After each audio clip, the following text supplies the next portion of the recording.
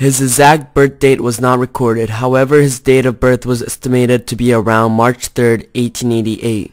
Francis was brought up on an Indian reserve just north of Perry Island called the Shawanaga First Nation. He was born into an era where First Nation people such as himself were treated as minors and not recognized as Canadian citizens. They were prohibited to vote, and during times of war, their efforts toward Canada's army forces were thought to be futile. But despite all this, Francis Pegahmagabow joined the army. He believed that if he got recruited into the armed forces, he would be treated equally among the white soldiers since they shared the same responsibilities as them. At an interview with the Toronto Evening Telegram, he was quoted saying the following, "I went to war voluntarily just as quick as a white man." By February 1915, Francis was deployed in Europe. By early April 1915, Francis witnessed illegal use of chlorine gas by the Germans. It was during this battle that he began to establish a reputation as a sniper and scout. Later, his battalion took part in the Battle of the Somme, and it was during this battle that he was wounded in the left leg. He was hospitalized for a couple months before he could return to any type of battle. He returned to Belgium after he recovered from his injuries, and he served as a messenger, which earned him a military medal. For courage under fire in getting important messages through to the rear.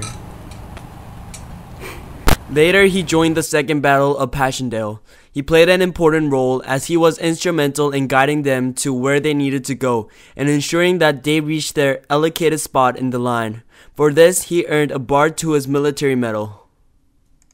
During the Battle of Scarpe, Pegahmagabow was involved in fighting off a German attack.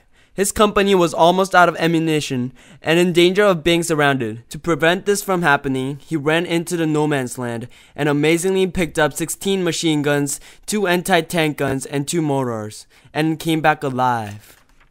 And for his actions in the Battle of Scarpe, he earned himself the second bar to his medal. Only 38 other Canadian men received this honor. After the war, he went back to Perry Island Band. Following his father's and grandfather's footsteps, he was elected chief, and there he worked for the betterment of Aboriginal people's living conditions and for more freedom for the Aboriginals.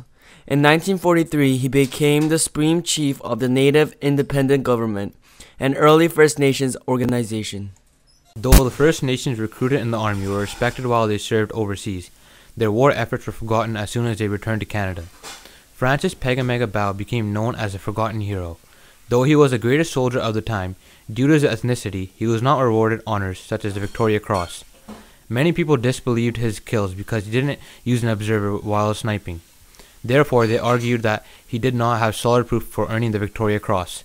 However, many others believed that it was because the white Canadians at the time did not want to praise and reward First Nations.